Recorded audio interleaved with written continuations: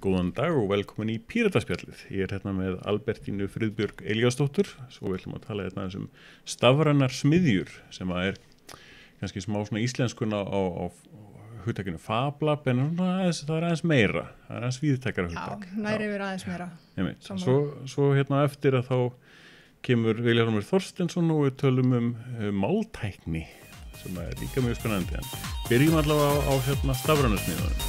Ef þú stelur á net. Honum Donald Trump. Whether eða maybe bring truth. Við byggum til internetið, við vitum hvernig það virkar. Don't be trapped by dogma. That's how winning is done. Revolution gets its name by always coming back around in your face. Gera það sem við viljum sjálf og bara fuck you. We're just being very honest and truthful and telling y'all the truth. Við hérna saman, Albertin og ég, vorum með þingsályktun sem var samþykkt á síðasta þingi stafrænar smiðjur, sem að kom mér og held ég þér líka og vart aldrei ekki það að það samþykkt, það mjög gott mál. Já. Heldur alþingi sem sagt að nefndin gaf í. Já, þau gengur lengra heldur en að við þorðum að leggja til í fyrstu. Vona, sko. Við vorum svona að reyna að vera aðeins svona stíga varlega til þess að svona ná svona löppin í hurðina og meira seinna. Stundum verðum að taka smá skref til að ná lengra. En fólk sá greinilega hversu rosalega góð hugmynd þetta var og gaf í alla leið, og það var alveg mjög ánægilegt að sjá breytingatillöguna og samstöðuna á þingi í þessu máli.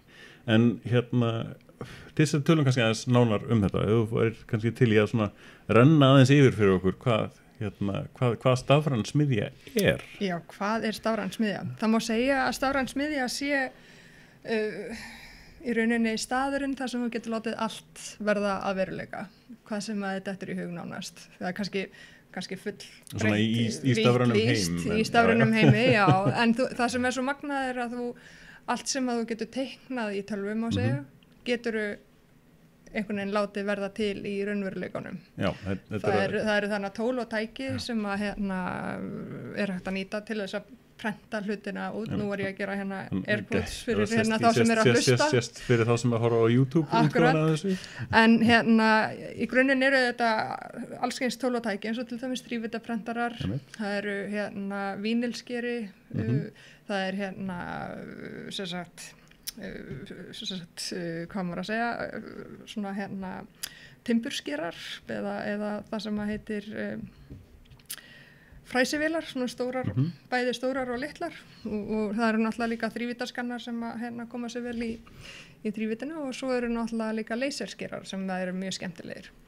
Og þessi tól er hægt að nota í rauninni til þess að skapa ótrúlegustu hluti.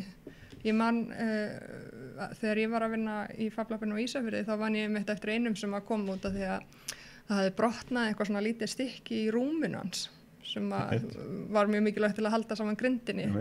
Og þá var hann gat hann teiknað það upp í tölvunni og svo bara ítt á print og vola komin með stykki. Staðan fyrir að panta frá útlöndum mögulega með öllum sendingakostnaði og loftslagsáhrifum og hverju sem eru viðbóta.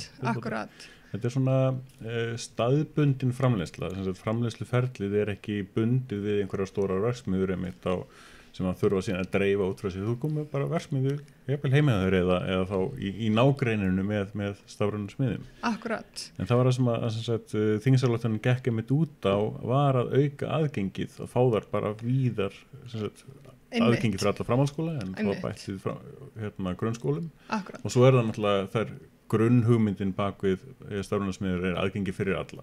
Akkurat, og það er náttúrulega það sem hefur verið svo frábært við þau Fab Lab sem eru hér, að þau hafa held ég nánast öll einmitt verið opin fyrir almenning líka, og það skapar líka bara aukið svona samspil og samgang á milli almennings og skólana, sem að ég held að sé aldrei slæmt.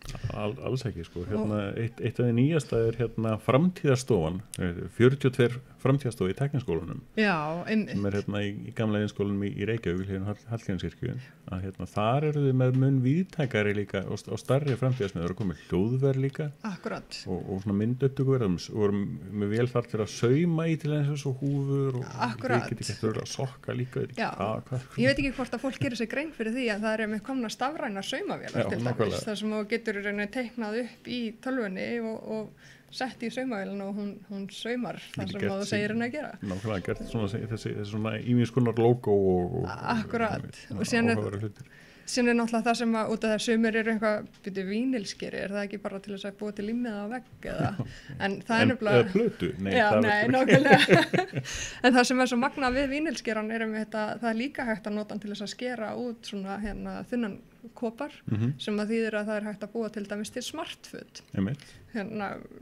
Gáfuð föt, uppáhalds fatið mitt eða svona uppáhaldshugmyndin sem að ég veit það sem að var verið að nýta þetta var ungbarnagalli sem að skipt lit ef að barnið var með hita geðveikt. Já, það er algjör snill. Það er ekki smáraði. Þannig að það er bara framtíðin er svolítið núna og fablöfin skipta rosalega miklu máli, ekki bara hvað þetta varðar, heldur líka allavega þessar sniðu hugmyndir og allt það, heldur líka til þess að þjálfa bara fólk í að nýta sér læra að nýta sér þessa tækni og læra að nota hana. Þetta er svona grunnurinn að fjórðu iðnbyltingunni rauninni, það að geta komist inn í hann og tekið þátt og svoleiðis. Þetta er svo gríðarlega fjölbreytt. Það er annað verkefni sem er verið að vinna í grunnskólum í tengstum við Microbit sem er svona lítil 12 starfið kreditkort. Og þetta er raunin stýritölva sem að væri hægt að setja inn í róbóta og færa með í stjórnunarsmiðina. Það getur prentað róbóta utanum með alls konar, þú farið í tekniforritið og gert hjól og farið í prenttækið og svo setur þú tölvuninni mitt tengið rafhlöðu og fjárstýrinni í snjallsímanuðinni. Þetta getur gert bara sem, þú veist, í grunnskóla. Nákvæmlega. Þetta er fyrir grunnskóla nefnir líka. Nefnilega. Og svo þegar þú kemur upp í framhaldsskóla þá getur þú bara búið til þína eigin Microbit með græjunum í fablabinum sem er líka ótrúlega skemmtilegt. Þegar ég hef svolítið notað líkinguna þegar ég verið að segja frá fablabinu að út af því að nú eru börnin okkar öll með síma og þau eru rosa flink að nota síman. Ekkert sparaði. Já, ég fekk síðast í gær snapp frá systur minni þar sem hún var með strákinn sinn sem er nýorðinn 1 árs og hann var bara eitthvað byrjaður að reyna að slá inn lykilorði í iPadin, þú veist. Þannig að þau eru orðin rosa flink að nota þessa tækni. Þetta er svo meðferðilegt einhvern veginn og náttúrulegt bara með snertingu að gera. Já, en ég þekki ekki mörg börn sem að kunna nýta sér hana. Sem að kunna að nota þessa tækni, nýta hana til þess að skapa eitthvað. Svona minn, hann var tiltölu ungur, fekk að komast í iPad 12 ömmu sinnar sem að sýndi honum skákforritið. Já, einmitt. Og hann lærið þar að tefla. Já. Af því að forritið gefur hann ekki möguleika að gera ranga hreyfingar. Einmitt. Og það yfirfærðist í alvöru skákborð, þar sem við vorum einhverja veitingastöð og sá hann skákborð út í horni og segja komið skák og hann teldi rétt 3 ára bara því að hann læra þetta í og tæknin er rosalega sniðug til þess að kenna börnum og svo sem öllum að læra en við þurfum að læra einhvern veginn líka út af því að símanir okkar eru öflugri heldur en tölvuna sem að sendu fyrstu geimflugina á tunglið en það er hægt að nýta þetta svo, og þú veist það nú líklega meðal manna best hvað er hægt að nýta tæknina líka mikið til þess að skapa og gera meira úr og það snýst fablabi svolítið að einhvern veginn að ganga skrefinu lengra og læra að nýta sér. Nákvæmlega, þeir kalla þetta svona hátækni, hönnunar og hátækni verkstæði líka. Einmitt. Það sem er svona viðbót við þetta upprunalega fablab sem var hannað í MIT. Akkurat. Upprunalega og hugmyndið þar var einmitt að hleypa öllum í þessi tæki sem að eru svona ákveðin svona smíðaverkstæði framtíðarinnar. Akkurat. Og þetta hefur bara undið upp á sig síðan þá. Grunnhugmyndin var alltaf að allir kemast í þetta. Einmitt. Og svo hugmynd búin að dreifa sig alveg heilan hellingalöndum. Það eru komin 1100 fablöp í heiminum og 7 núna á Íslandi og bara vonandi leið og þingsalöftina til að nokkar er komin í gagnið, þá vonandi verða þær orðnar ennþá fleiri. Það komum vísir aðeins í núverandi fjármálaáætlun. Nákvæmlega og svör ráðuneytisins benda til þess að sé að sjá hversu hratt þetta raun gerist því að það er alveg eftirspurn eftir þessu líka hjá atvinnulífinu. Svo sannarlega. Og á sama tíma núna er verið að skoða að gera iðnstefnu og það væri áhugavert að sjá svona hluti í innstefnunni sem að eru hvetja tilrauninni svo mikillar nýsköpunar sem að hefur setið aldrei á hakanum hérna á Íslandi. Þetta átti að vera 4. stoðin í svona hagkerfi Íslands það tókst ekki Nei. og ferðamannaþjónustin var það og svo stekka hann frá því að vera fjórða yfir í fyrsta en núna vissulega verið að bæta við í nýsköpun og vonandi rennur eitthvað af því í sem sagt þessi fablöf því að tækifærið til þess að læra og búa til á þessum í þessu svæði alveg magnaður. Alveg. Og út af því að þú nefndir hérna MIT áðan, þá náttúrulega í því samhengi þá snýrst þetta náttúrulega ekki bara að hleypa fólki í tækin, heldur var hugmyndin, þeir voru svona velta fyrir sér og það eru færri að koma í iðnnám og tækninám og eitthvað svona. Hvernig getum við fengið fleiri til þess að fá áhuga á slíkum greinum og átta sig á því hvað eru mikil tækifæri í þeim og þá einmitt bara, hei, við höfum ógeðslega mikið að cool tækjum. Einmitt, við erum með þessar svona klassísku iðngreinar sem að hafa svona verið alltaf á undanhaldi, henn alveg gríðalega þörf fyrir ennþá en á sama tíma þá erum við að fá þessi tæki, snjallsíma og önnur svona smá lítil rafeindatæki sem að kallar á eins og þú voru í tækniskólanum að nefna, þau voru til í að vera sjá sem sagt nýja tegund að rafvirkja sem ekki með svona háspennudóti, heldur var svona ákveðin snjallvirki og þessi tæki og þessi tækni kallar á fjölbreyttari iðnmenntun, svona nýjar iðngreinar sem að svona það virðist þetta dálítið erfitt að koma því í gegnum kerfið því það ákveðin starfsgreina vottun og ýmislegt svoleiðis þar sem að þarf að flækja sig í gegn sem einhverja 200 starfsgreina sambönd það náttúrulega það líka einhvern veginn við gleymum stundum að við þurfum líka að byrja á kennurunum sem að kenna til þess að ná fram breytingum. Ég man þegar við vorum að vinna því að opna fablabið á Akureyri og vorum að reyna að hvetja til, vorum að safna styrkjum og eitthvað svona út þetta hefur ekkert verið sjálfgefið að opna svona fablab nú fram að þessu og þá hittum við einn framkvæmdastjóra byggingafyrirtækis á Akureyri og hann var rosa jákvæður og þegar hann sagði bara, ég bara í vandræðum með að fá smiði sem að kunna að stýra tækjunum sem að við erum með í dag út af þau eru öll orðin tölvustýr. Það ekki lengur eins og... Þú ert ekki að missa puttana lengur eins og... Nei, í minna mæli allan.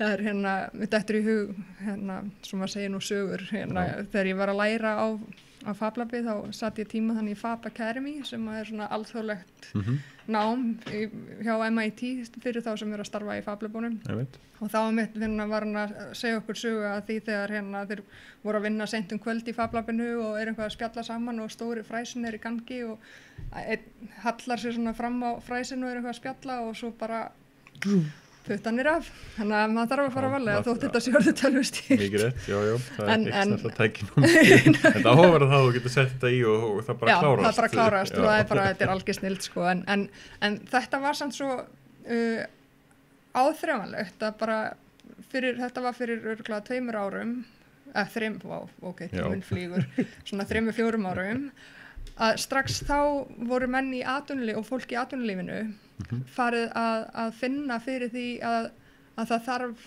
að aðlaga menntunina að því að það er ekki nóg að kunna smíða sem náttúrulega og verður alltaf hlut af því en þú þarft líka að hafa þessa þekkingu að kunna að forrita og kunna að nýta geta nota svona tækni í þinni vinnu. Það er að sama hjá rafvirkjum, þetta er náttúrulega orðið mjög mikið einhverjum forritin á inntölvum og svoleiðis. Þetta er að breytast rosa hratt. Ég sé til dæmis að kona mín sem var í sálfræði og taugavísindum og hún eiginlega, meðan ég var í námi í tölvunarfræði, hún forritaði eiginlega meira en ég. Hún var að forrita allar rannsóknirnar og svoleiðis og nota tæki sem að myndi hendarinu mjög vel inn í mitt svona stafræna smiðju og því lít þannig að þetta heimurinn fer mjög hratt svona fram hjá okkur breytist mjög hratt nefnilega, en það er þessuna sem að stafrænu smiðunar eru svo frábærar út af því að þú getur komið þangað hvort sem að þið langar til þess að læra að nýta þið tæknina eða hvort þið langir til þess að skapa eitthvað hvað sem það þá er alltaf einhvern veginn hægt að finna einhverja leið til þess að láta það gerast, verða raunveruleika. Maður upplifir þetta aldrei í svona forritun og tölvunum búa til hugbúnaði. Maður getur, það bara hugmyndaflugi sem að stöða mann. Og þetta alveg á sama stað en þú ert að búa til áþreifanlegri hluti þannig heldur en bara hugbúnað. Akkurat. Þú ert að koma sem sagt því sem þú gerir í hugbúnaði í þrívítarprentunni, í þrívítarforritunum, þú ert að koma því í raunverulegt form og að sjá það púsla saman. Já. Alveg sko, það er betri tilfinning heldur en þegar þú klárar kastalan sko í Legóinu eitthvað svolítið.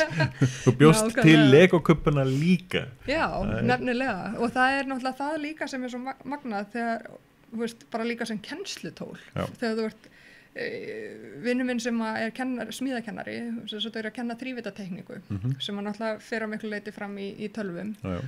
Að fyrir nemendur sem voru í vandræðum með að svona átta sig að fóta sig í þrívítinni fyrir þá að geta teikna hlutin og ítt svo á print og fengið hann í hendunar og séð sjá þrívítaforminu þannig hann sagði bara að þetta var bara hjálpaði nemendum að taka bara stórstígum framförum. Já, það er þessi svona hand-on. Já, ég meina sumir þurfa á því að halda alveg tímalega, sko. Það er þannig sem við höfum lært bara í gegnum sko sögu mannkins að það er með einhverju sem kann og að fá að prófa með. Þetta er ekki bóknaf á narrið í sama hátt þó að það sé mjög tæknilegt sem slíkt og svona öðru séð þetta er svona skemmtilega blanda af svona þessum hefðbundnu kannski teknigreinum sem hafa oft verið bóklegar og svo bara iðnám í raun. Akkurat, og það er nefnilega það sem að mér varst líka svo skemmtilegt við FabLabið og kenna FabLab var að það voru mjög oft krakkar sem voru einmitt í bóknámi, höfðu aldrei velt fyrir sér iðnámi sem að einhvern veginn bara það að fá að prófa þetta og vinna með við til dæmis og þetta bara opnaði nýjan heim fyrir þeim. Algjörlega. Og ég á núna til dæmis 3 vini á Ísafirði, ég held þessu upp 3, kannski 4 jafnvel, sem eru sem sagt í húsasmíðanámi á fullorðinsaldri eftir að hafa verið að vinna í FabLabinu. Nú ætla ég ekki að fullyrða að það hafi orsaka samhengi en ég held samt sem áður, ég ætla að lega mér að fullyrða að það hafi haft áhrif, að þau einhvern veginn áttuðu sig á að það væru leiðir til þess að búa til hluti og skapa með þessum tækjum og tólum og þá þurftu þau náttúrulega að fara að hugsa hvernig ger ég þetta og það svona vakti forvitni hjá þeim bara mér langar að læra hvernig ég á að búa til hluti og þar með þegar ég farið þarna inn sko, þá eru starfsfólk þarna sem bara búið til þess að hjálpa til og leiðbeina og aðalmálið mitt bara að grúska síðan prófa að sjá áfram prófa að prenta út, sjá hvernig það kemur rátt út og nei nákvæmlega það bara byrjar upp á nýtt en það sem er samt líka kannski svona góður punktur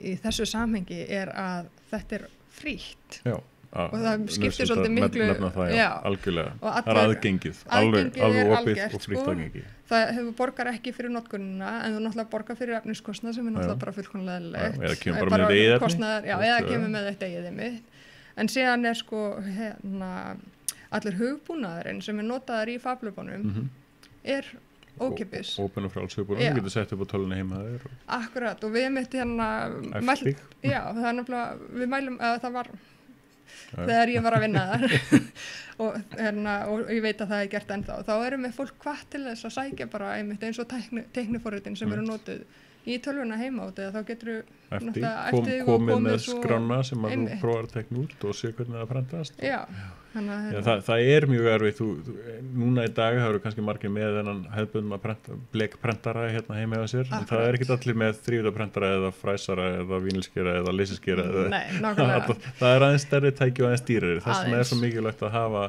þau svona nálægt og aðgengilegur bara fyrir alla sko. Þetta er alveg tímalust svona næsta skrefi sem við þurfum að stíga í bara held ég menntun almennt ég held það og þetta er nýja smíðastofa og þetta var algjör grundvallaratriði hjá MIT þegar þau byrjuðu á þessu að þetta væri opið fyrir alla út af því að það er náttúrulega nýsköpun ekkert og góðar hugmyndir ekkert takmarkaðar við þá sem eiga peninga og það gríðarlega mikilvægt að það hafi allir tækifæri til þess að koma hugmyndum sínum í framkvæmd. Og það sannarlega í fablöfunum sem algjörlega magnað þegar maður hugsa það. Og það var svolítið skemmtilegt því ég fór á námskeið í Lissabon og heimsótti þá fablab þar, reynda 2 og þar voru með 2 fablöf, eða nei, þau voru nú reynda 3, ég heimsótti 2 þeirra. Annað þeirra var rekið og í eigu raforkufyrirtækisins þeirra, þetta var svona eins og Landsvirkjunin okkar og það var náttúrulega bara mjög flott og var bara staðsett hjá þeim og þeir voru að nota það til þess að þjálfa starfsmenn sína líka. En síðan var annað sem var staðsett í svona hverfi sem hafði átt svolítið erfitt uppdráttar undanfarin ár og þá var það einmitt staðsett þar bara viljandi til þess bæði að veita fólki tækifæri til þess að nýta það sem að býr þar en líka til þess að svona hleypa lífi í þetta hverfi út af því að þarna koma náttúrulega hönnuðir og náttúrulega bara þetta alveg með jafn mikið fyrir listafólk og verkfræðingana og alla þar á milli alveg tímalaust og fólk svona fyrir verkfræðingina að fá útrás fyrir sin innri listamann og fyrir listamannin til þess aðeins svona skoða sin innri tækninörd einmitt, nákvæmlega þannig að þarna mætast allir og þetta og það gerir fablabið svo ótrúlega magnað. Já. Ég held að það sé bara ákvæmt að benda mitt fólk á bara það fablab.is sem á núna 8 staðsetningum Akureyri, Austurlandi, hvar það á Austurlandi? Í Fjarðabyggð. Það í Fjarðabyggð, það stórt svæði. Það á Hornafirði, Ísafirði, Reykjavík, það upp í Fjölbraut í Breiðholti og samt náttúrulega í Tækniskólanum líka núna framtíðarsmiðjunni. Ég veit ekki alveg með aðganginn þar hvernig hann það aðeins inn í skólanum, það aðeins fyrir utan, þú kemst utan að inn í fablabið upp í Fjölbraut í Breiðholti. Já, það að sama á Akureyri og Ísafirði veit ég og Vestmannaeyjum og Selfossi, Sauðárkrók og Vestmannaeyjum og ég bara myndi hvetja fólk til þess að bara kíkja í heimsókn. Ekki spurning. Og ef það of langt í næsta fablab, þá bara hringja í menntamálaráðherra og segja, heyrðu, það vantar fablab hérna hjá okkur. Nákvæmlega, bara endilega hvetja til þess að opna sem flest. Já, nákvæmlega. En bara þakka kærlega fyrir komuna. Þetta búið að vera mjög áhugavert og bara takk sem leiðis.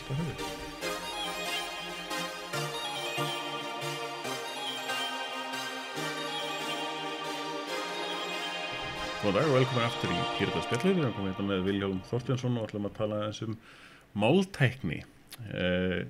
Vilhjálm með vef hérna sem heitir greinir.is sem mjög áhugaverður og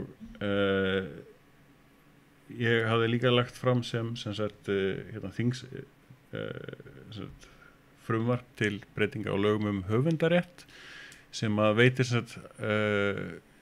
svona máltækni aðilum sjálfkrafa aðganga að höfundavarðu efni til þess að geta til þess að tölvur geti lært að tala í rauninni eða lært að skilja tungumál og þetta gríðarlega stór iðnaður að verða núna þrátt fyrir að vera ekki mjög gamall svona á tæknilega séð að þá náttúrulega fyrsti málfræðingur þetta náttúrulega byrjaði í rauninni kannski þá og allavega fyrir íslenskuna og komið núna hvert?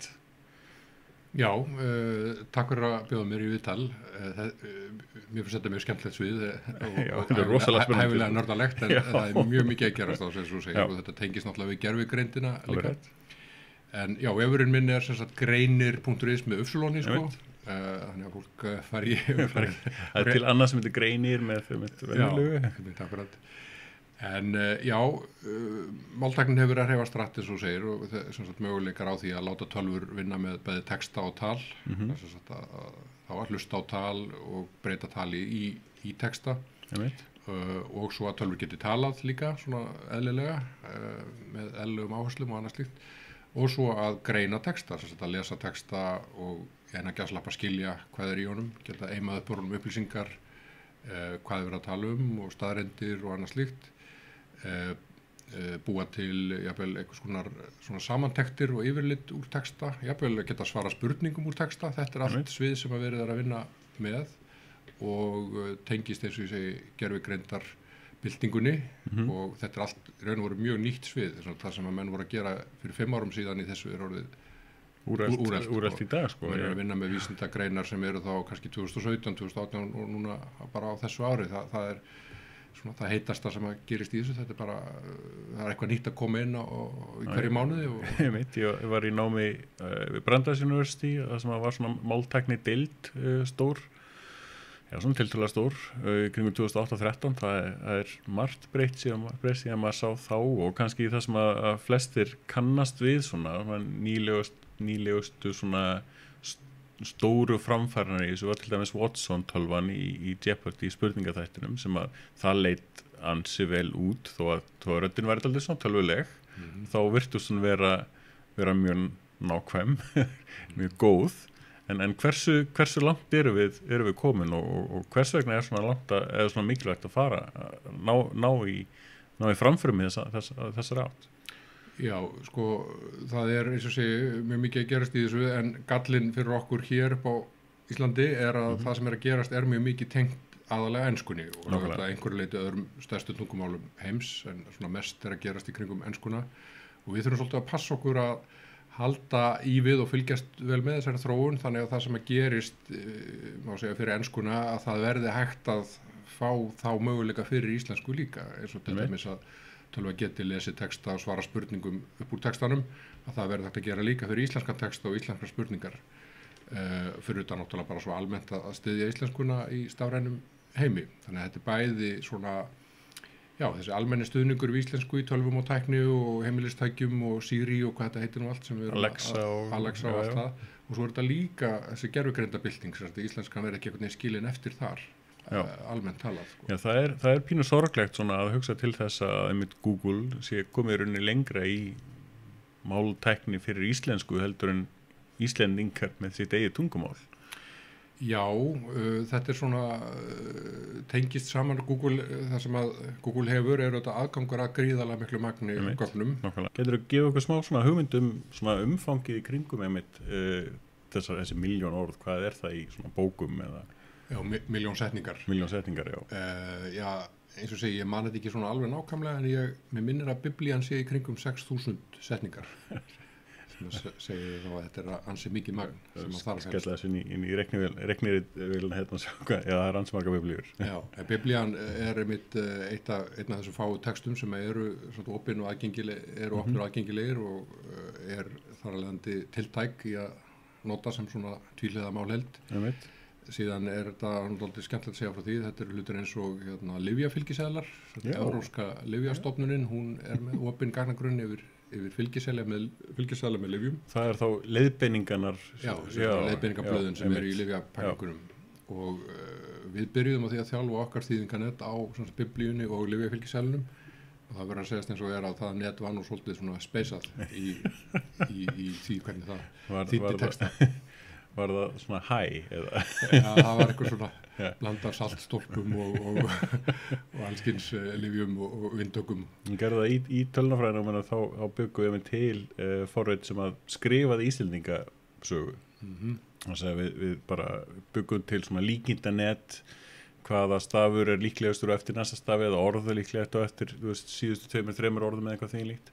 Og svo býr maður til svona af handahófi bara með því að hvaða líkur er á að miða við fyrstu orðin sem er komin, hvaða næsta orð verður og svo varð úr því saga sem var mjög áhugavert og mjög létt að gera þetta sem slíkt en þetta er svo miklu dýpra og flóknara heldur en einmitt bara létt slíkt svona reiknirit. Já, tauganet geta lært þetta. Djúpu tauganet. Já, þessi djúpu tauganet þau geta lært til dæmis að gera þetta að spinna næsta orð, að gefnu samhengi þá geta þau spunnið hvað næsta orð á að vera. Og þá eru þau farin að horfa ansi mikið á bara nokkuð stórt samhengi. Þau geta búið til líklega orð og verið jafnvel svona farin að vita aðeins hvað textin er. Og það er ekkert mjög langt síðan, það er örfáum mánuði síðan að fyrirbæri sem heitir OpenAI kom út með nýjan svona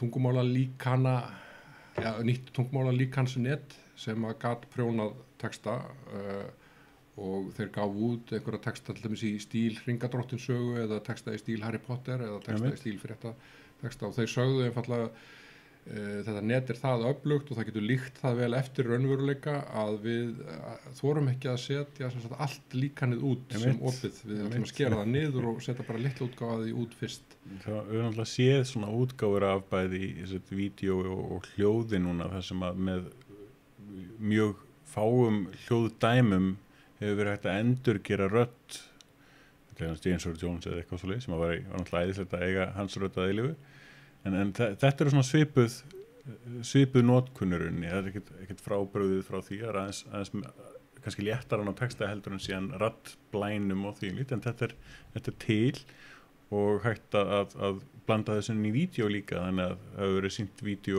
af forseta Bandaríkjanna þar sem að hann talar og verðist segja hluti sem hann sagði síðan aldrei og hversu svona og hversu varhugaverðar slóðir eru við mögulega komin svona sem samfélagi ef þetta eru möguleikar sem að við erum samt að elta. Já, þetta munur örugglega fara að tengjast þá inn í öryggismálin og stafrænar undirskriftir og annars slíkt. Þetta endar kannski á því að myndband af Obama eða myndband af Bandaríkjaforseta við munum ekki, okkur verður sagt að trúa því ekki nema því fylgi stafræn undirskrift Bandaríkjaforseta og eitthvað slíkt, það verður örugglega bregðast við með einhverjum hætti. Þetta var að tölvunar í samskiptum okkar og svona fyrir þá sem kannski horfa nýja Star Trek að þá geta það sé svona hliðstæði við það sem að tölvan er að taka á sig mynd ímissa einstaklinga.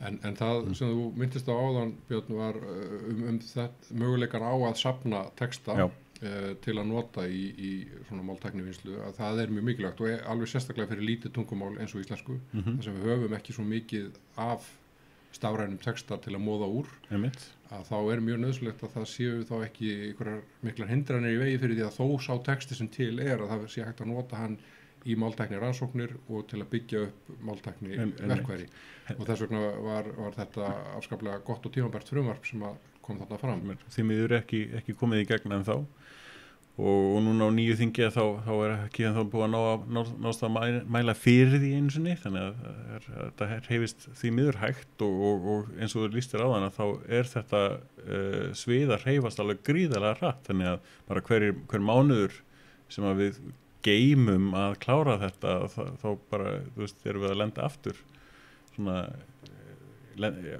missa af lestinni að mörg leiti. Vissulega.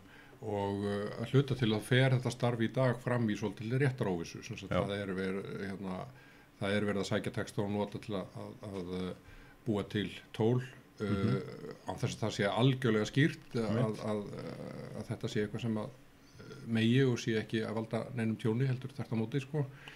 En já, ég held að það sé bara það liggja augum uppi fyrir íslenskuna, þá verðum við að geta gert þetta. Hliðstæðan er sko, ég get farið á bókasafn og farið að lesa þær bækur eða farið á netið og lesið fréttir og svo framvegis og ég læri tungumálið af því að hluta til og okkur getur tölva ekki gert nákvæmlega sama. Það er svona hugmyndan á bakvið allavega lagafrumvarpið sem slíkt.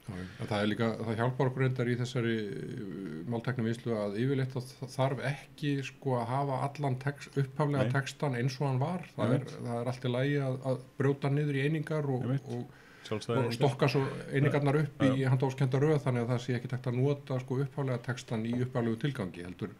Það er alveg nóg að hafa hann í brotum bara í setningum og svoleiðis. Það minnir mig á nýlega frétt Alexa sem er svona þessi búnaður frá Amazon þar sem maður getur pantað hluti þaðan og svoleiðis. Það eru nýlega fréttir að þeir voru með alveg 1000 starfsmanna sem að voru að sem sagt, skrifa niður rauninni samtöl fólks sem að Alexa herði til þess að þjálfa talgreinin hjá sér og það er náttúrulega mjög það setur all svona viðvörunarmerki í gangi hjá mér en það lýsir líka því hversu erfitt og hversu mikið verk það er að fá tölvunum til þess að skilja mannlegt mál.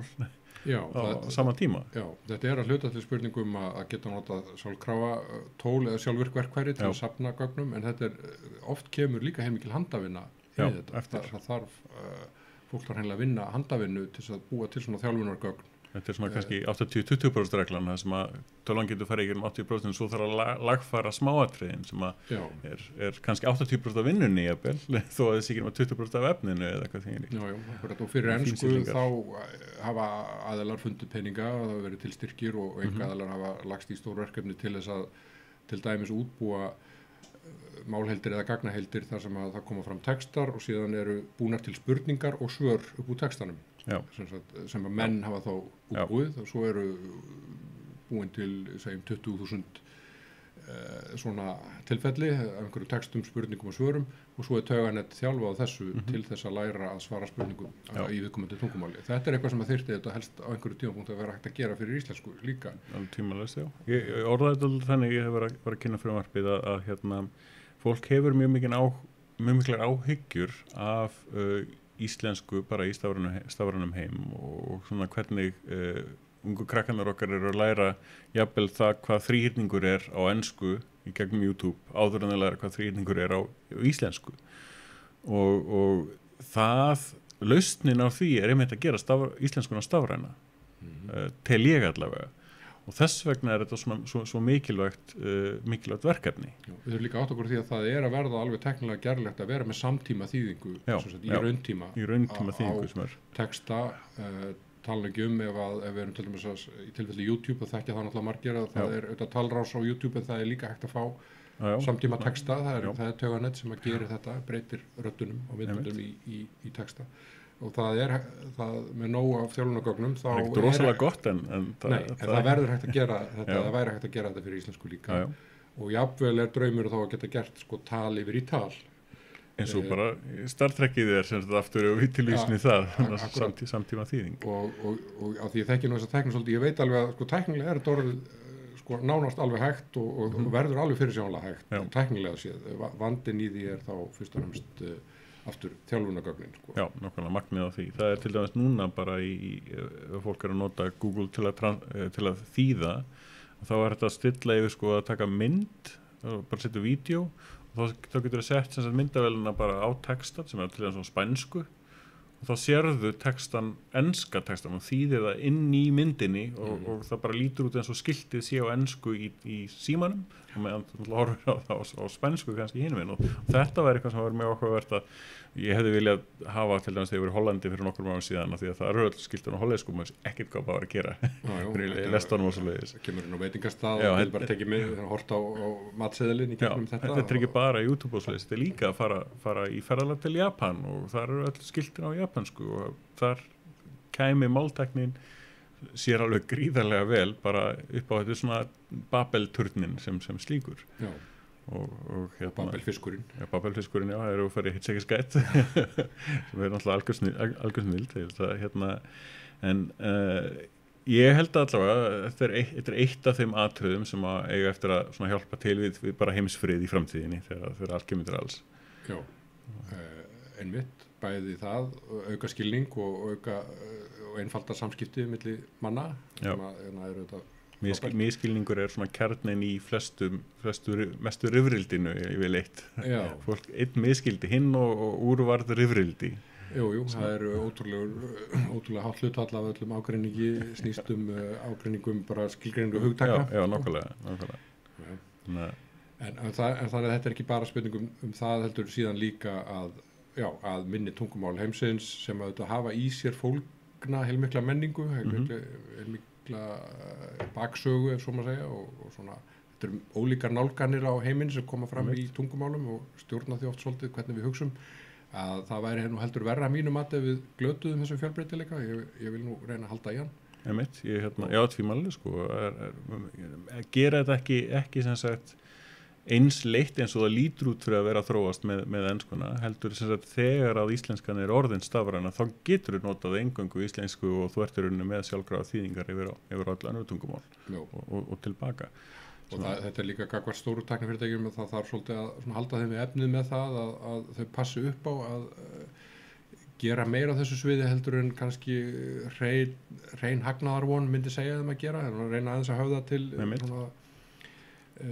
ábyrgðar þeirra gagnvart samfélagi að styðja tungumál jafnvel niður í þau minni og sem betur virðast nú tæknifyrirtækin hafi verið þokkalega móttækileg fyrir þessum boðskap og við getum viskusti hrósa happi með íslenskuna, hún ótrúlega vel studd hjá þessum stóru tæknifyrirtækjum miðað við hvað hún lítil, já.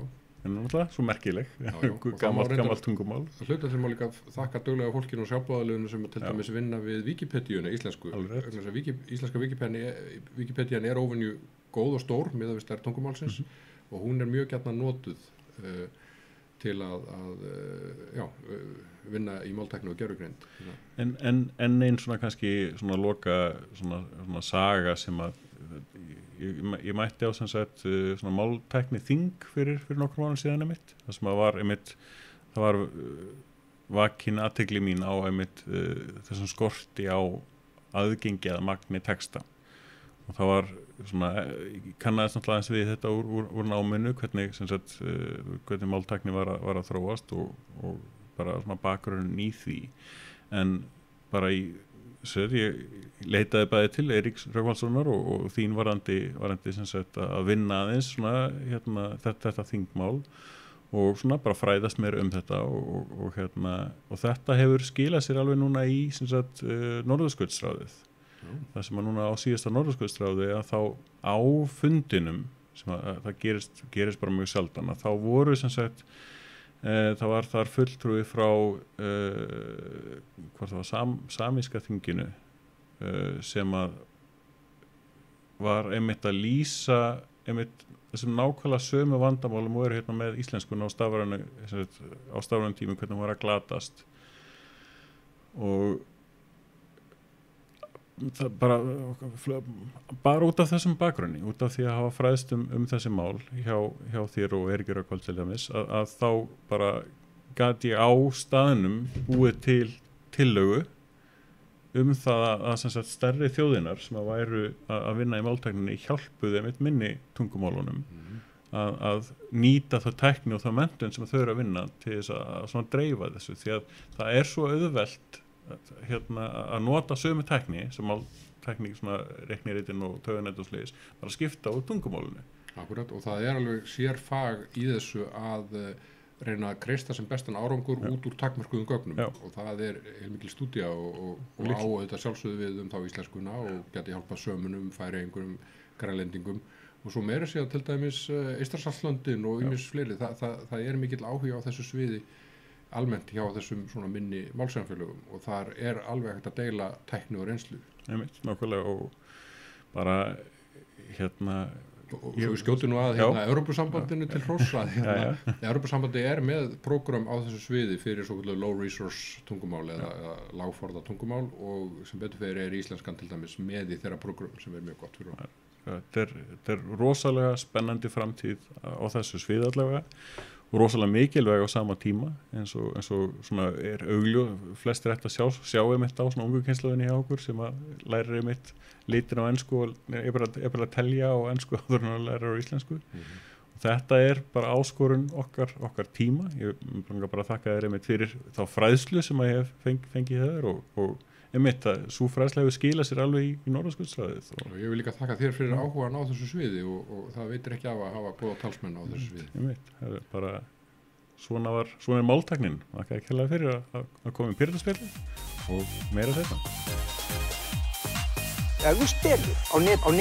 Where there is doubt, maybe bring faith. Now, if you know what you're worth, then go out and get what you're worth. Your time is limited, so don't waste it living someone else's life. We're just being very honest and truthful and telling y'all the truth. So welcome to the revolution. Við bjuggum til internetið, við vitum hvernig það virkar.